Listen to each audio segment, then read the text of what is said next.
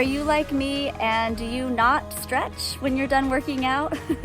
And this is coming from a yoga teacher. I'm not the best, but I do have a quick yoga series that I'm going to go over with you guys that will entail all the major muscle groups, so you can do it after a workout and just have a series that is routine that you kind of just do innately. You don't have to think about it anymore after a workout. You don't have time to do a yoga class perhaps. So we're gonna hit all the major muscle groups. We're gonna hit calves, shins, hamstring, glutes, outer, inner thighs, and as well as the quads, abs, back, bicep, tricep, and shoulder. We're gonna hit them all through this yoga series, and it's gonna be great. And just basically the more you do it, the more your brain will get those sequences, and you'll program your mind and your body to do it every time and really create that body awareness. It's gonna be great.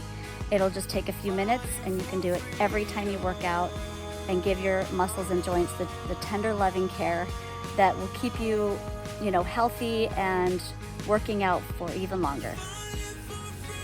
Okay, I realized I forgot the pectoralis muscle group, but don't worry, it's gonna be in the yoga sequence as well. So I just wrote out what I'm going to be doing. Let's go here. So sun salutation, into a down dog, lunge, we'll do a twist, pyramid, dancer, standing pigeon, forward fold with an arm extension, sumo squat into garland pose, toe stand, forward fold into roll up. So the whole series, while I do it, I'm not going to say the name of the pose, but I'm going to be saying which muscles we're mainly focusing on to create that body awareness, but also just so that you can, where your focus and intention is, that's where you're going to make the progress. And so every time I stretch, and I want in my classes too, I don't want it to just be a song and dance that you just do because that's what we're doing. I really want us to be very focused on what it is exactly that we're doing and stretching, and to be focusing on. The mind needs something to focus on, and that's where we make the progress, is when we put that intention and focus on that one thing. So even though, like in pyramid pose, you're stretching the hamstring and the calves and a myriad of other things, if I put my intention and focus on that hamstring and really breathe into that stretch and make it pretty uncomfortable, it's gonna make a bigger difference than if I just not think about anything really and keep the general thoughts not focused.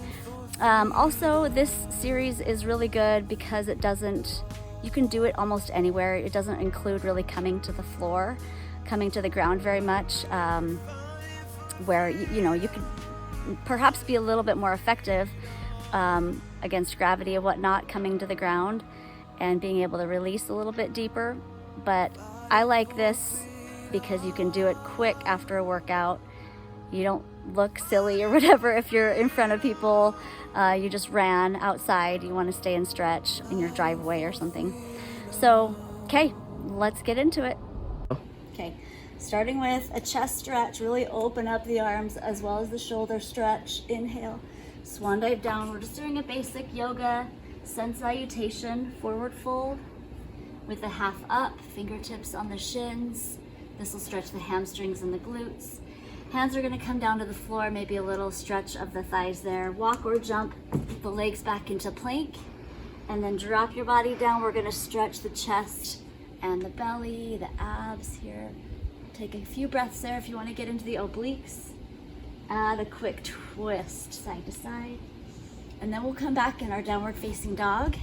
This will stretch the calves, and then we'll get the shins too by just pushing the foot on top, pushing the foot down, I should say. Okay, then we'll open up into a three-legged dog. This will start to open up the hips. And exhale, pull the leg through into a lunge. This will stretch the thighs as well. And then we're just gonna add a twist. That'll stretch our back and a little bit of obliques. So just take the opposite elbow of the leg that's in front and twist to the side. And then let's come into a pyramid pose, stretching the hamstring as well as the calf again, and hold that for as long as you need to. Really focus on that hamstring stretch, stretching the back as well. A lot of things, but yeah, focus on the hamstring.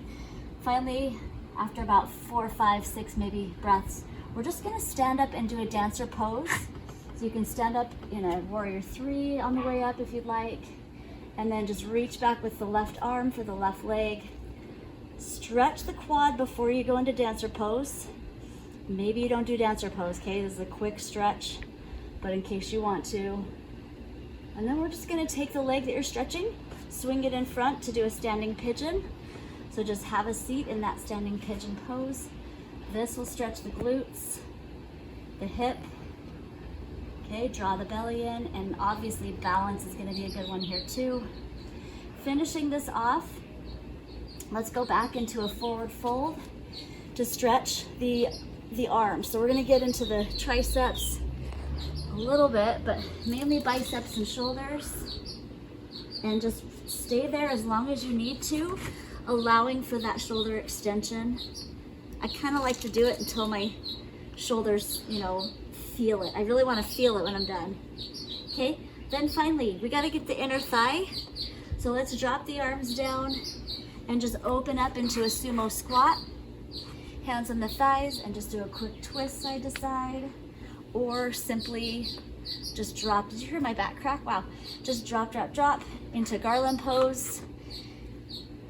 Prepping, or I'm sorry, bracing the elbows against the thighs. Just hang out there for a bit. This will be fantastic for the hips as well. Maybe you feel like adding a little crow. Okay, finally, drop the feet to the floor. Lift the sit bones back up to the sky for a forward fold. Final hamstring stretch. This will be like how you finish it off. Bend the knees, stack the vertebrae, one backbone at a time, finishing with that chest opener and a prayer pose to finish it off.